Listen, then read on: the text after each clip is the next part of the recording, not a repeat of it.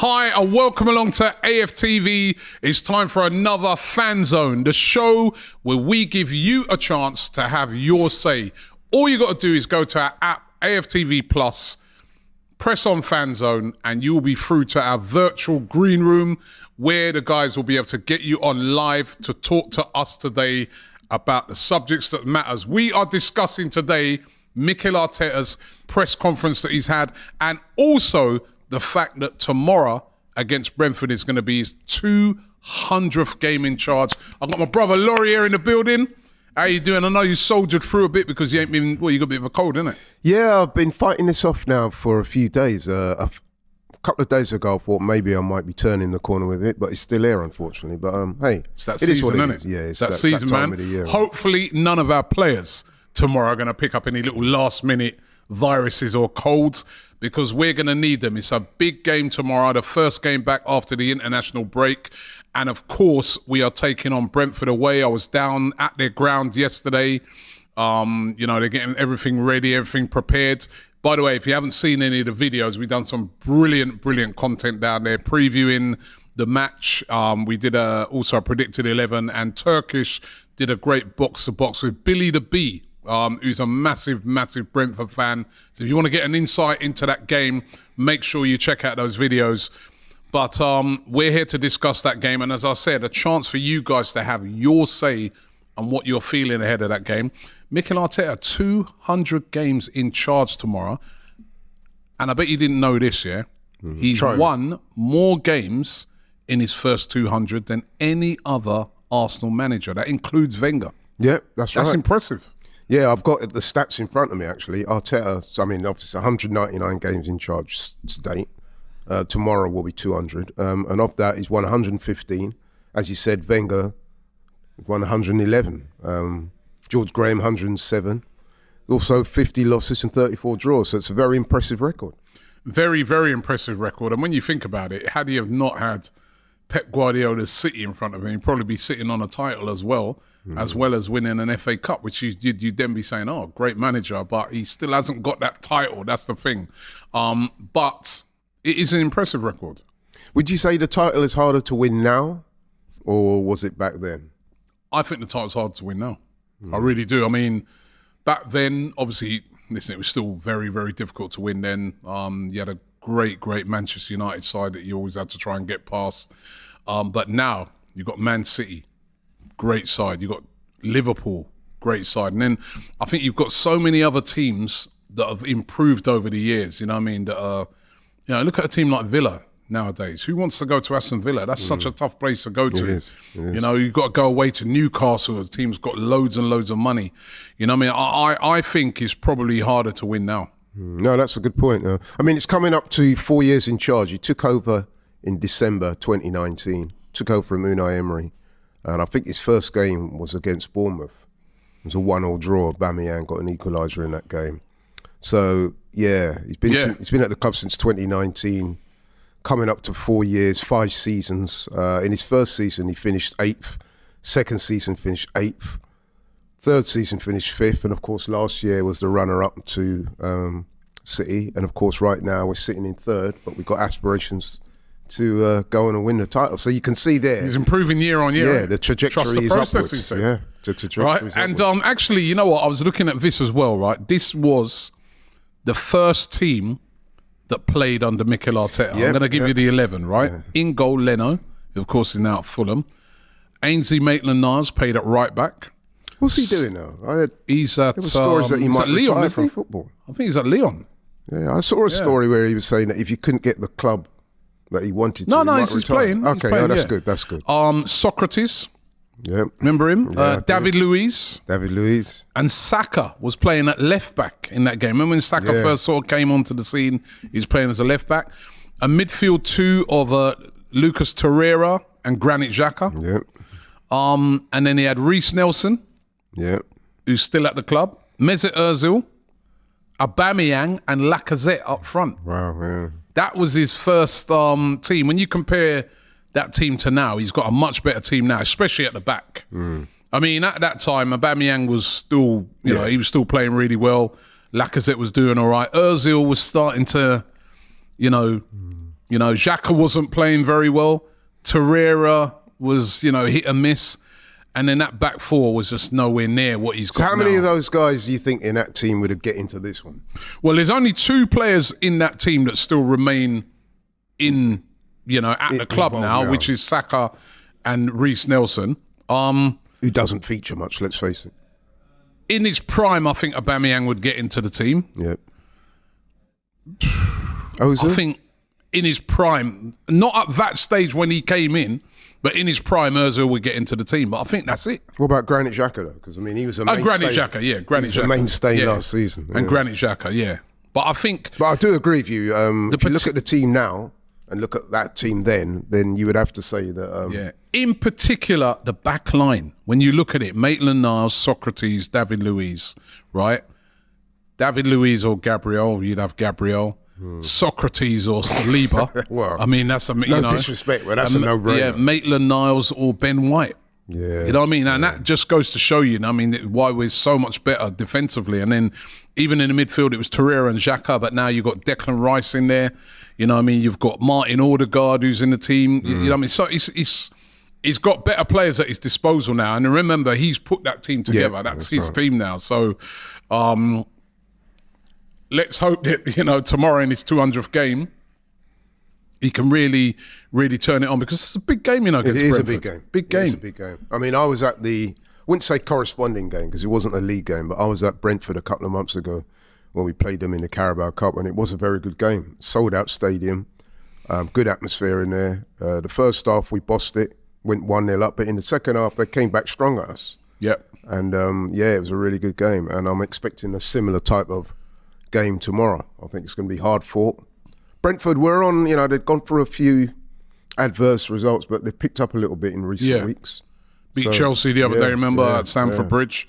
And they are one of those teams that if you're not on it, you'll be in problems. They really know how to mix it up. What I've noticed about Brentford, they're very, and Thomas Frank, they're very smart in how they approach various different games. They've got almost like they've got a couple of different tactics for the sides they play. When they're playing teams that are sort of probably on a similar level to them or below, they press really high up the pitch. They press teams into problems. They're very attacking.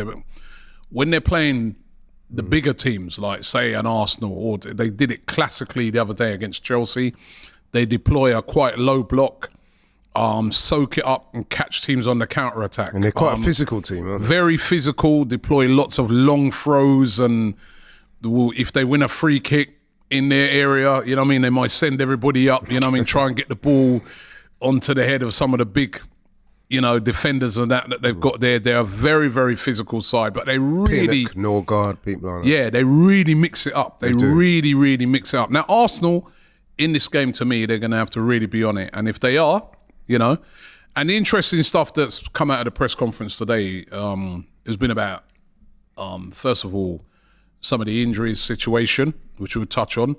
But the most interesting one, Aaron Ramsdale. Of course, he is going to be starting this game.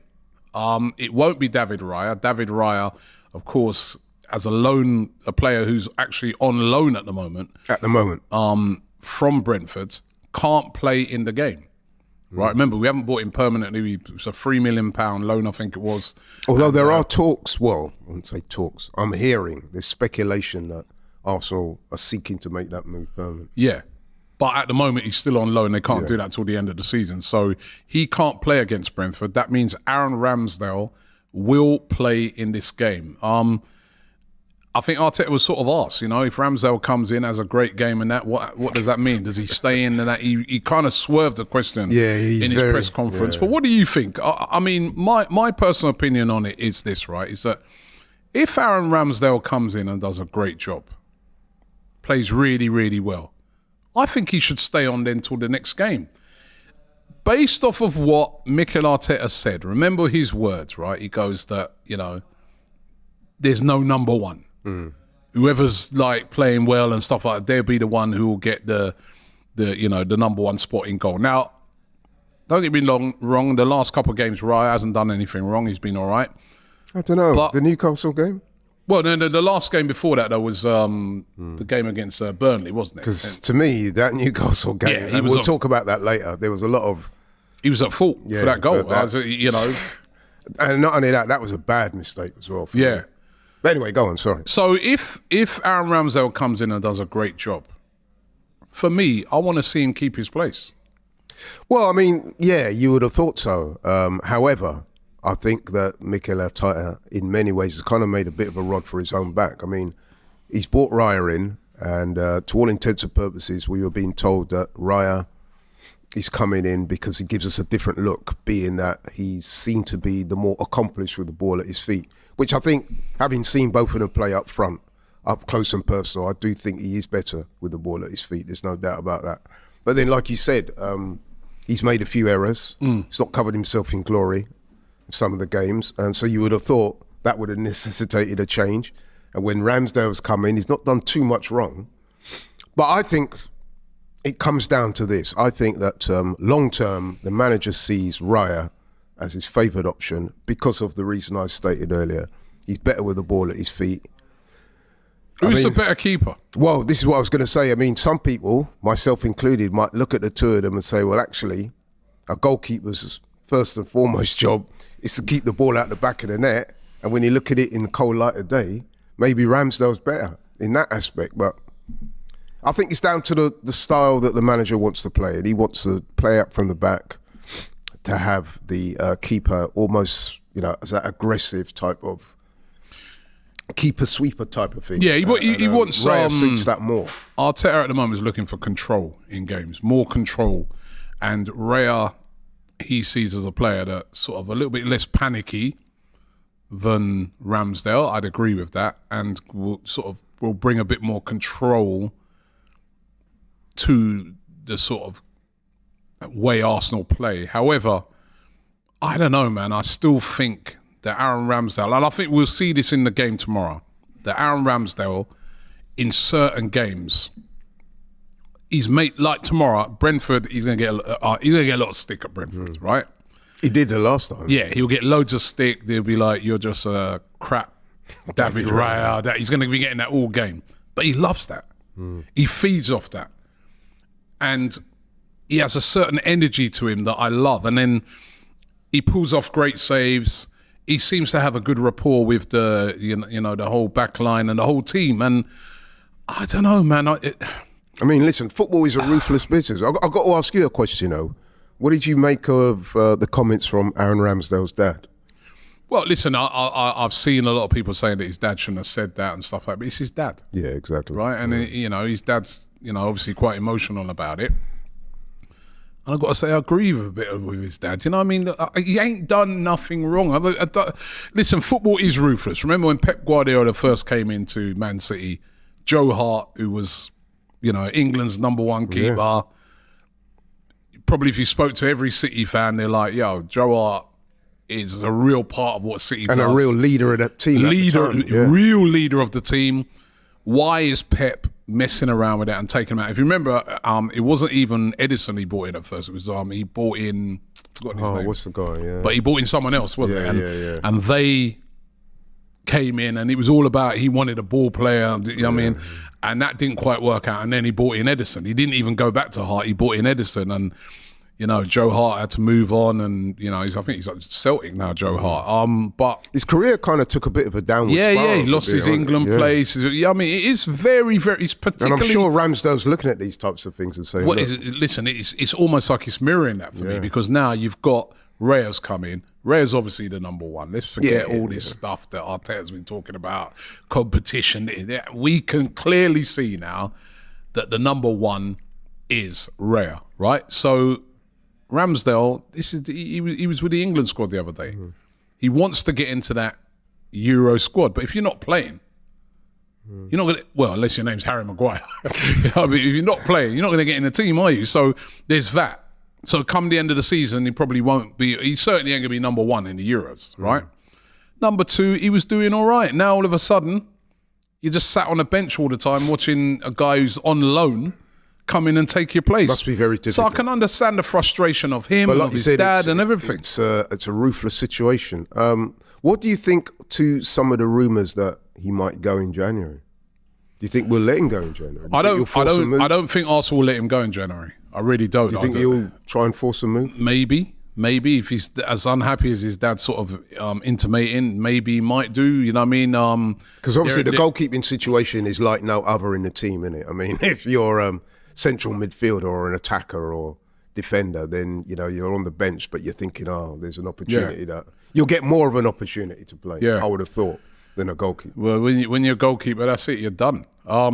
We got a couple of callers which we're going to get to in 1 second. Just as well, I just wanted to mention two other things about that. A couple other things about that press conference. Gabriel Jesus is back. Yep. He played like the full 90 the other day for Brazil in that really heated game against Argentina, which they lost, which is more like a war on the pitch. Everyone seems to just lose their head in that game. You know what I mean? It wasn't even a game of football. Well, it's a very emotional game, isn't it? Yeah. Brazil-Argentina is one of those real rivalries in football. And Mikel Arteta saying this, we're going to have to assess him before we decide whether he plays or not. Long flight back, emotional game, lost. They must have been criticised hardcore over there in Brazil. Martin Odegaard is back. Mikel Arteta confirming he's been a concussion problem that he was suffering, but he's fine now, and so he should be back, and it'd be great to see him back in the team.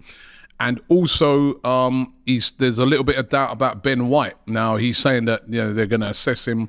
Yeah, what he said in the press conference is that he's training, but it's been more gym work rather than on the pitch. That'd be a big miss for me. But they said that if he can train with the team as normal today, then he'll be assessed, and I think he might. We could do with him in that game because it's, as you said, big physical game. Let's see if we can get some callers up and to get their views on what Arteta's been saying. Let's see if who we've got lined up here. All right, we're just lining them up. While we're doing that, what did you make of those comments from Gabriel Jesus about him? Goals are not his forte, or words to that. Was that lost in translation? I'd love to see the translation of that, because I just get the feeling like it seems to me more like a question that he was asked, like, where he's saying, I'm not just all about goals. Is that even a bad thing to say, though? That's not a bad thing to say. Because let's be honest, most Arsenal fans view him in that regard. We view him as somebody that's exceptionally gifted, but he's not the most prolific. Yeah. But I don't see nothing wrong with it. I think we've got Ray. Have we got Ray? Yes. How you doing, Ray? Hiya. You all right? Yes. Right, Ray, what did you think? I think for the front three should be just on the left, Martinelli up front, and Saka on the right. Through the middle? Martinelli. Martinelli, that's interesting. Martinelli where? On the right? No, I asked him if he wants to go through the middle. Nah, for me, I listen, this week, right, if we're talking about formations for that game, for me, what I want to see is Saka, Martinelli, and down the middle, Trossard. I think, listen, they're going to assess Jesus and see what sort of state he's in after that. But to me, he's been injured for the past month. He's then had to play that really physical, really, really tough game during the week. I'm just looking at it. He's got the long flight home. Trossard had a great game for Arsenal against Burnley. Scored a goal. He's been scoring goals, assists. I think he scored for Belgium as well during the international break. He did. Yeah. So I'd probably go with Trossard. Another thing I want to ask you, Ray, is Mikel Arteta. So he's got, tomorrow will be 200 games in charge. Yeah. What would you give him out of 10 for the 200 games that he's, for the time that he's been in charge at Arsenal? What would you mark him out of 10 and why? I say 8 out of 10. 8 out of 10? And why? Yeah. Because the confidence of the players. Confidence of the players has gone up? Yeah. Yep. And confident for the game tomorrow? Yeah, hopefully. What's your prediction? Yeah, well, I'm trying to go to the Lens game next week with my dad. You going? Sorry, say that again. You're going to the game with your dad? To the one with Lens for the Champions League. Oh, Lons. Oh, right. Lons. Yeah. Yes. Yeah. All right. Well, listen. What's your? Sorry, I didn't get your prediction. What's your prediction for tomorrow? At least 3 goals to 0. 3-0. 3-0. All right, Ray, thank you very much, man. Appreciate that. That's Ray. We've also got Dini. Have we got Dini there? Ray's very confident. Ray's very confident, man. I mean, and it's going to be a tough game, though, man. But Ray's very confident. Let's see. I think we got Dini. By the way, how much would you give Arteta out of 10? Arteta out of 10. Ray gave him an 8.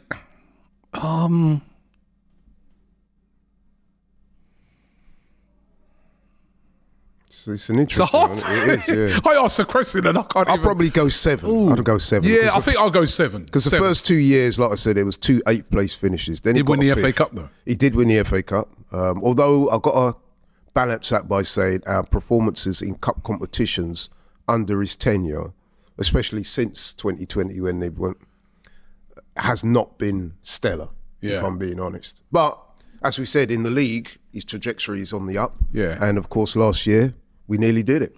7. I think 7 was fair. Yeah, By the way, that goalkeeper that we was all, I just see Emmanuel said in the comments, Claudio Bravo. That was the keeper. Remember, that's a Claudio blast from the Bravo. past, yeah. All right, we got Mans. How you doing? Hi, how are you? Yeah, good, man. Great. Good. How are you? What would you, same question to you, out of 10, what would you give Mikel Arteta's time out as manager of Arsenal? Tomorrow's his 200th game. We can't And do why? 0.5s, can we? Huh? We You give a can't do point. You can give a 0.5. point you five. can, You can give a yeah, point five. yeah. Yeah. 6.57. 6.57. Can't forget the first year and a half. So I mean, in his time, as I said, he's coming up to nearly 4 calendar years. He's won 1 FA Cup. He's finished runners-up, 2 8th places, 1 5th. He's also won 6 Manager of the Month awards during his time. So, you know, he's done not too bad. And I think we can all say that the trajectory of the club is upwards. there's no doubt for me that Arteta is a very, very good manager, and to me, he's almost the best young upcoming manager around. So I don't doubt his managerial skills. It's just we got to take into account his first full season, going out to Villarreal in the semi-finals, finishing 8th was a bit of a difficult patch for him at the time. But regardless of what he does at our club as a manager, we can thank him, forever almost, for changing from Socrates, Mustafi, Kolasinac, Bellerin to now having players like Ben White and Gabriel Saliba, who's the best defender in the world for me right now. It's been a massive change. On sort of news about his press conference, he's intimated that Martin Odegaard is going to be fit for the game. Now, how important do you think it's going to be to get Martin Odegaard back into this Arsenal side? Very, very important, and I was very glad to hear that in this press conference, because I think there's a massive difference to the way we play.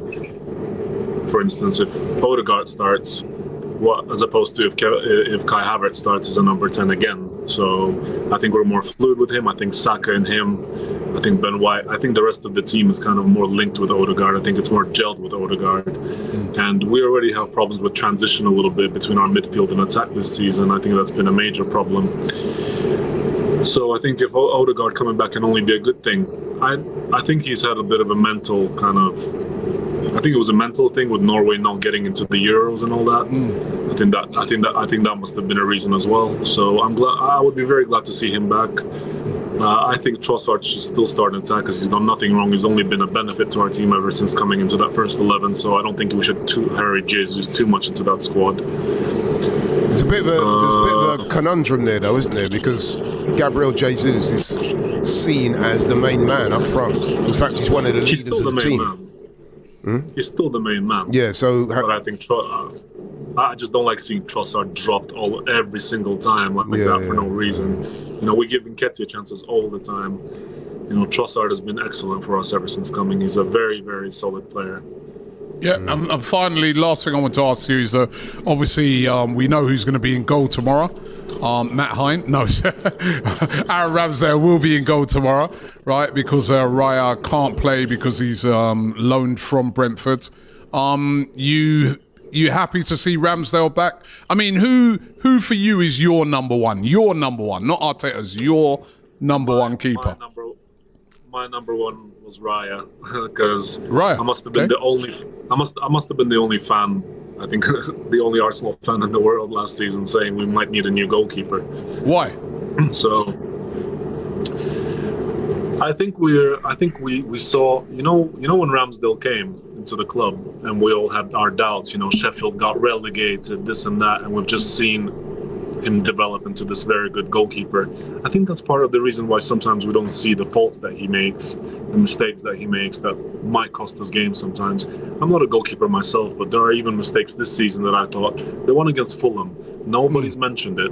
Everybody kept saying it's not his fault. But what in the beginning, him being out of place and running back with his back towards the game, with his back facing the game and his basically facing his own goal. I thought that was a mistake, and he makes those mistakes from time to time. Now, that's not to say Raya doesn't. Raya's made mistakes as well, hasn't he? Yeah, but he's just arrived. I think that might be pressure from playing for a big club, so I think that might be one of the reasons why. I am willing to give Raya time to develop into a keeper that I think he might become at this football club. Ramsdale. So Raya's your number one. Raya is my number one. I don't think we should torture Ramsdale, keeping him as a number 2 before Euros. I think he wants to play at these Euros, so we could be selfish and keep him as a number 2, or we could let him go and get some play time because he's not getting any here. So you'd be happy to see him go, yeah? You'd be happy to see him go. If not happy, you're not overly concerned. I'm not emotionally attached to any of these players, to be honest. I'm glad that I can finally like the team. I'm glad we went from, like I said, from Socrates and Mustafi to players like Saliba and Gabriel. I really like the team. I like these players. But if Arteta thinks that's what's best for the team, and that's what's going to keep the team, disciplined, changing goalkeepers, putting Odegaard on the bench when needed, or not even in the squad. That for now I trust the manager. If he doesn't win, you sound like a manager. You sound like a manager. You sound like cold when you want to be cold, but you still love the players. So you should make sure you consider that. But you know what, you do make an excellent point there about emotional attachment, because I do find myself thinking as well that with a lot of the Arsenal fan base, I do think because Ramsdale is the type of player that fans will naturally gravitate to. He's quite emotive. He likes to get involved with the fans. Guy. Yeah, and I think maybe some fans perhaps. Yeah, but hold on. Wait a minute. Let me just remind you both. Yeah, this guy last year was in the Premier League Team of the Season. So he was the best. That in other words, what they're saying is, last season, he was the best goalkeeper in the Premier League. So he has a right to be upset, and fans are not just saying, emotionally, he was good. Every goalkeeper makes errors, but he was great in goal. I don't want you to get me wrong. I think Ramsdale is a very good goalkeeper. Let's get that straight. I think Ramsdale is a very good goalkeeper. But we can progress in that position. And maybe Raya is that progression. Maybe Raya is the gap between, couple of points between finishing second and winning the title. And I have to trust my manager on this. And you say I sound like the manager. That's what 20 years of not winning the title does to you. Just know, True. I don't want to be emotional with these players. I want to win the league this season. And if we do it with Kai Havertz, if we do it with Raya in goal, oh my days, what I'm going to do in May. Well, listen, thank you very much for coming on, man. I appreciate it. Great call. We got Dini coming up next. Just in the meantime, let me do this super chat from Cryptic. Dino, he says, I've supported Arteta before he signed as a manager. I was excited that he was given the opportunity. Long may it continue. He says, big up to Robbie Laurie from New York. Wow. I'm proud of how far you've come. 9-year supporter, he says. And big up to, happy belated Thanksgiving Day to you. I know it's Thanksgiving over in New York yesterday. The big Black Friday today. We got Dini getting those calls coming in. Big up, remember, guys, if you want to come onto the show, all you got to do is get onto the app AFTV Plus and get involved right now. Dini. I must say, before we start, those locks are looking pristine, bro. You must spend a lot of money getting that all properly done. Laurie, you would love to hear. No, I don't spend no money until I do my hair myself. Wow. I do my hair myself. Hold on a minute. What's this turned into a flipping bloody air show? You know what I mean? We're here to talk about Arsenal. You know what I mean? I'm not here to admire Dini's locks, although they do look. Hey man, I'm out of the thing, man. I know. I might be jealous because I ain't got no hair. You know what I mean? But, Bro, you have to give you something. I know. I'll maybe take him on loan, a bit like David Raya. Who's your number one, Raya or Ramsdale? For me, right now, from the beginning of the season, it would have been Ramsdale based on what he's done for us since last season. He's come in. I think, you know what, someone said it recently on this channel. I think it might have been Curtis. But he said, it's like when we have Raya in the team, we have a good goalkeeper and a solid back four. But when we had Ramsdale in the team, it was like a defensive unit almost. And that's what it felt like. There was, even though we knew we were going to concede goals at some point last season, I just felt very secure with Ramsdale. He was very, very good at commanding his area, very good shot stopper. He had obviously some moments where he let in some goals, but it wasn't a consistent thing throughout the season for someone like a De Gea last season, for example. Do you know what I mean? It wasn't that level. And like you said, he did get into the team in the season, so rightly, but like in terms of fairness, in terms of getting there, in terms of getting us into the Champions League, I would have started with Ramsdale. So yeah, for me, Ramsdale's my number one. But I'm not, in terms of the goalkeeping conversation, I think I've said this to Laurie a couple of times, it's either or for me. It's like flip a coin at the end of the day, because if I could just say very quickly, I've got a theory. I think it comes down to the vision of the manager. He probably thinks to himself, the two keepers in terms of shot stopping and the rest of it are probably on a similar par. However, where Raya gets the clear edge is that he is comfortably better, in my opinion, with the ball at his feet, and I think that's what. I think he is. Well, did you saw when he got charged down at City? And there's been a couple other occasions. No, but there's been a couple of times when Ramsdale, remember the Fulham game when he just passed the ball out straight to, you know what I mean? So it's like we could sit here and. So then, I'm just looking at it from the manager's perspective. And I think he has a vision of how he wants Arsenal to play. We spoke about Pep. He did the same thing at City. By the way, Arteta would have been there when he made those decisions as well. Yeah. So I think we're seeing this type of thing play out at Arsenal, and I think that is why I expect Raya to be his long-term number one. 200 games tomorrow in charge for Mikel Arteta. Not bad. What would you give him out of 10? I'd say 7. I'd say a solid 7. He won the FA Cup in the first half of his first season with Arsenal, but the second 8th place finish wasn't great. Falling out of the top 4 in the last couple of games 2 years ago wasn't great. But I feel like in terms of winning trophies and getting us to where we are right now, I say 7. But in terms of like reconnecting the fan base, reconnecting the club with the fans and everything else, that is a 10 out of 10, because before that alone, it was sad at the Emirates. It was dark, it was dull, it was terrible. Everyone was cussing after games. It was sad of fighting in the stands. There's none of that. I can't remember the last time there was a fight in the stand or a protest or this, that and the other, and that comes from what Arteta said in that first press conference. It needs to reconnect the club with the fans, and I feel like for that side of things, it's 10 out of 10. But now to get on, we need to start getting more trophies in and this, that, and the other. But he's had a good start. He's definitely had a good start. When we had rumours of Arteta coming in, this was before we got Emery. When there was that coming, at that time, I just said, you know what? I would be very happy with a reset. I know it would be nice to have a manager that's coming in that has some pedigree. But for me at that time, it seemed like we just needed a fresh reset of everything, and let's just try to get all this out. Emery came in. Even when Emery came in, like at the time, I feel like he wasn't even treated well simply because of the time, like the atmosphere with some of the players that were at Arsenal at the time. Arteta had to still get those players out even after that. So I feel like Emery, in a sense, could have more of a chance. But on Arteta, no, he can be happy with the job he's done so far. But if he wants to stay here for years to come by, he needs to bring those trophies in. How long do you give him to bring in trophies?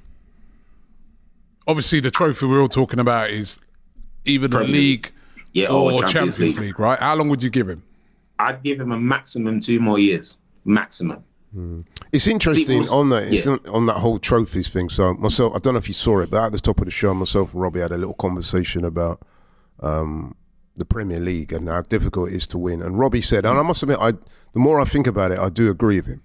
He was saying that it's probably harder to win. It's always hard to win the Premier League. Yeah.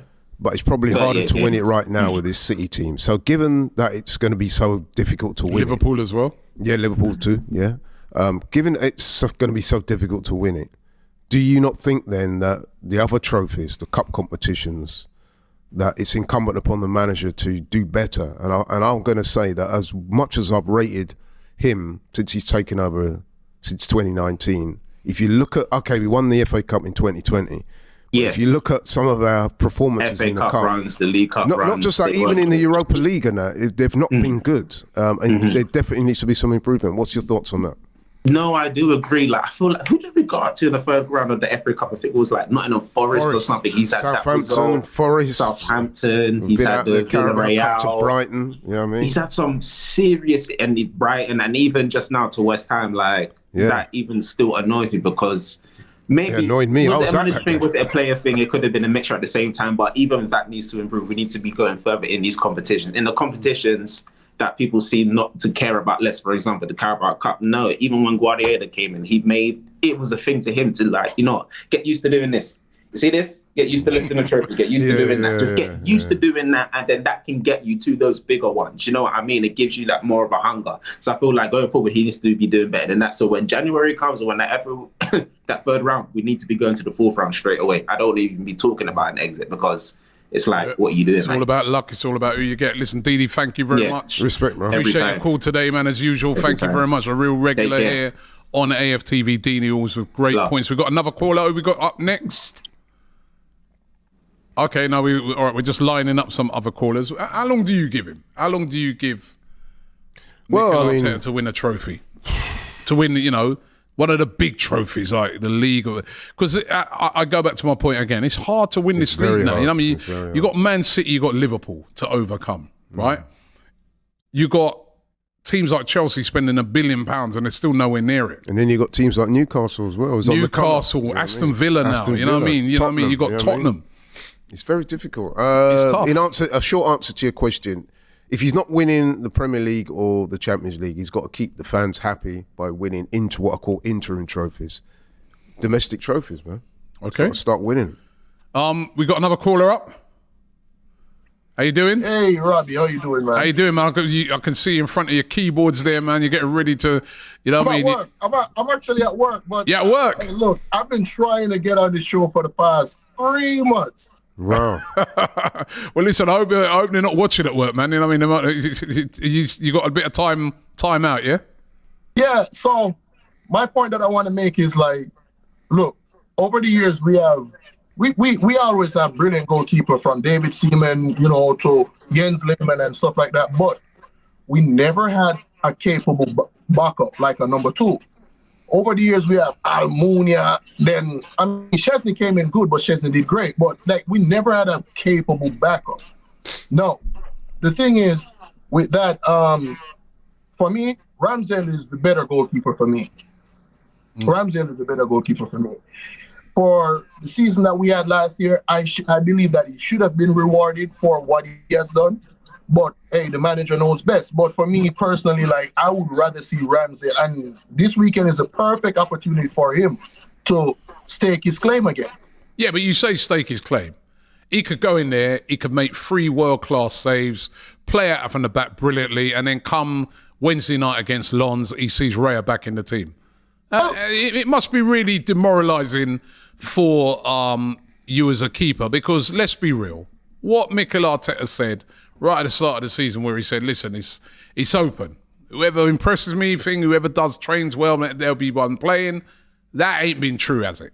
That ain't been true. Aaron Ramsdale had a shot. I guess he had to say that, though, didn't he? But this is the thing, though. That's his guy. He brought him in for, because I realized this morning when I read that he's already signed for 27 million. But my thing is, with the Ramsdale situation, as you say, Ramsdale can come in and he can do a good job, but still don't play Wednesday. But my thing is this. He got to be ruthless like how we've been ruthless in the outfield areas, right? If Ramsdale come in and do good, give him a shot. Give him his first cap in the Champions League and see how we do. Like, that's just my take, you know? That's what I'd love to see, but somehow I just think the manager's got his mind made up. That's his guy. It don't matter what he raps. I think the more games we've seen this season, the more it's becoming more and more apparent that Raya is his preferred option in goal. Yeah, my thing is, dude is just very mistake prone. Like he's mistake prone. Yeah. Out of 10, we've been asking because it's going to be the 200th game tomorrow against Brentford for Mikel Arteta. What would you give him out of 10? Okay. At first, I didn't want him. I can tell you that straight up. Like, at first, I didn't want him. He came in, steadied the ship with crap players. He won an FA Cup on his first run, but he got to make way with what he had. No, he come in. This is the print of Mikel Arteta. This team is him. And for the past 200 game, mind you, this man have a very good record. Like, out of 200 game, he win almost 100 and something, lost 50 something, and drew. He's won 115. 115. 200 games. Well, come Saturday, it'll be 200 games. Yeah. He's won 115, drawn 34, and lost 50. So that's a very good record. That's a very good return. Yeah. So for me, but my thing is, some of the games, the big games, is in-game management is not. You know, that's my only problem. But he's getting better though. He's getting better. Like from the City game that I watched, he's really getting better. I think you know what, when you think about it, right? I get what you're saying, but I think last year he showed that against the big teams, he's really improved. He was excellent last year. Apart from Man City, he did brilliantly against Liverpool, right? Was it winning a draw? Should really have won this, with 2-0 up in the second one, but a win and a draw. In the North London derby, he got back-to-back wins. Who else? Chelsea, home and away wins. And then even this season, you know what I mean? All right, draw away at Chelsea. We beat City. Beat Man City. The comeback, all right, draw with Tottenham, but he hasn't lost to none of those big. The only one I guess you could say, because you're going to put Newcastle now up in that as well. But even last year, Newcastle drew them at home, beat them away. I mean, he's really learned how to take on these big sides, particularly away from home. Beat Man United this season. Even last season away at Liverpool, that could have happened to anybody. That's Anfield. That atmosphere is just that could happen to anybody. Yeah, so I think that's one of the when I look at areas where he's really improved, I think that's one of the areas where he's really improved. In that, obviously, that all goes down to the type of players you've got, but he's able to particularly go away from home to some of these really big sides and do well. And even the Man City one, let's remember that he had a ravaged team was ravaged by injuries. He was having to use, your Rob Holdings and people like that. You know what I mean? What I blame him for? I really think he's done well. Last season, he should have been using Kivior instead of Holding. I mean, Holding was a good servant, but he should have been using Kivior. Because he started using Kivior after, and then we look a little better, even though we had injuries. But Kivior came in and we look way better. Yeah. All right. Well, listen. Let's get your prediction before we move it on. Give us your prediction today, and I'm glad we've been able to get you on eventually. Yep. Vitalis, the G-Tech Stadium. Yeah, we're gonna go there. We're gonna win 3-1, even though it's a tough place. But 3-1. 3-1. And I just want to say something before I go, Robbie. Yeah. I'm from Jamaica, so I'm just letting you know, big up all the but I'm from Jamaica, and I grew up a little bit in Crystal Palace before I came to America, Okay. Where in America you are? Where are you in America? Virginia. Okay. Nice. We was near there in the summer. Listen, great to have you on, man. Make sure you come back on again, Lovely cool. Yeah, man. All right, blessings, man. Blessings, right. Big up to Rusty as well. His super chat, he said, great coverage. We got another call. Who've we got? Robbie, Laurie, how you doing? I'm good. How you doing? Good, What's your name, sir? It's Nikos. I've been on a few times, spoke to Nikos. Laurie. How you doing, man? Great to have you on, man. Great to have you on. What do you give Arteta out of 10? I'm actually going to paint this a little bit more optimistically than everyone else has. I'm actually giving him a 9, to be honest. And 9? I'll explain it right threefold. Number one is, I think you can't remove the context of the fact that it was his first job in management, and that's not his fault. I mean, Arsenal's taken the risk on him, and he's someone who's had to learn the ropes on the job, which is a massive job at Arsenal. And we see what Unai Emery is now doing with Aston Villa. He struggled to take on the mantle of, I guess, the pressure of a club like Arsenal. So that's one. 2 is, I think that as a fan, so I had the blessing of coming over. I spoke to you, Robbie, when I was 18 after West Ham away. We were managed by Emery at the time. I'd come all the way from Australia, and we lost 1-0 to a Declan Rice goal. Anyways, I had the blessing of coming back to the UK last year and going away with the Arsenal fans to the North London derby. And those two teams, I mean, you can't compare the two teams you're seeing on the field, and that is because of Mikel Arteta. Yeah. Oh, he froze up there. I guess we've lost him, but he was making some great points. I guess we should also give a shout out to the sporting director, Edu, who incidentally got an award, didn't he? Yeah, he got an award for best sporting director. In acquiring those signings, I'm sure Edu would have played a more than and they work great together. I mean, we've lost him as a call. We're kind of coming towards we're coming towards the end of the show as well now. Summit KC says 10 out of 10 he would have given him. So you know, I think we can get Nikos back though. So. Oh, we got Nikos back. Let's see if we can get him back. Oh, we got you back, Nikos. Okay. How you doing? You got me back. Okay. He's making you made your second point. I'll go to the third point. I'll go to the third one. So So the third one. Now, I know a lot of people have spoken about the fluidity this year, and they're criticising that, you know, we don't look as fluid. I actually think Mikel Arteta has now made us the best defensive team in the Premier League. Now, Newcastle might have something to say about that, but it is a pleasure watching Arsenal control games in the way they do. Be a team that has possession of the ball but looks so strong with the backbone of the team that he's now crafted. Rice, Saliba, and I understand we have to wait to see whether this can get us over the line and get us a Premier League. But those are my 3 reasons to really have full faith in him and be really crazy. 9 still high. That's high, man. I mean, you know what I mean? I could understand at 8. I think 9's too high right now. You know what I mean? What I like, right? When I look at him, I love, and I think the last guy was the guy before made that point that when it was Deeney who made the point. He said that when he came in, he said that I'm going to change the culture of this club, and I'm going to bring the fans and the team together. And he's done that. He's done that. It's true what Deeney said. He used to go to the Emirates. It was toxic. You don't see that no more. The fans are together. They understand. They may not rate that player or this or whatever, but they're all on the same page. That's down to him. He made some very tough decisions. Some of them, that at the time I didn't always agree with. At the time, I used to love Aubameyang. When he, went hard on Aubameyang, I was like, I don't really like what he's doing here. But he's been proven right on that as well. He's moved on a lot of players. The Ozil one as well? The Ozil one. You know what I mean? He's had to be quite ruthless when you really, really think about it. Mikel Arteta's been very ruthless. Mm. And he's shown that as well with the Ramsdale and Rice. Yeah, he's showing that again now. And who's to say he's going to be right or wrong? And is he going to be right on Havertz? But what I do like about him, he makes tough decisions. And you can see this guy is a leader. And you can see that the team play for him.